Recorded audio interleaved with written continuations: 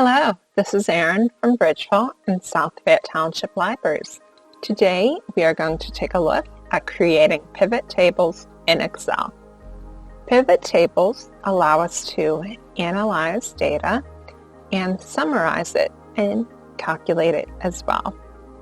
We can find patterns, trends, and also do comparisons within our data using these tables. To begin, we want to make sure our information has a header row, like this one here that says rep, item, and unit cost.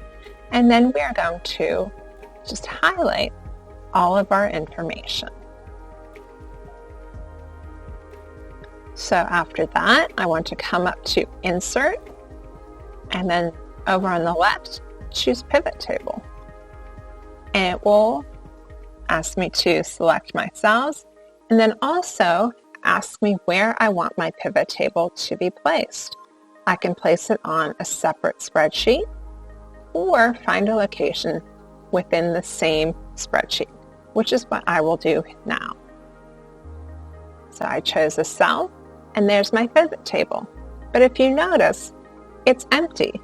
That's because I need to choose what fields I want to be represented in the pivot table.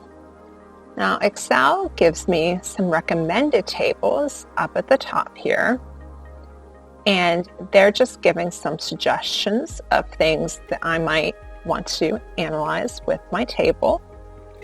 I can also come over to the right and manually check boxes on pieces of information. And once I do, it automatically populates. And you can see there are some that get expanded.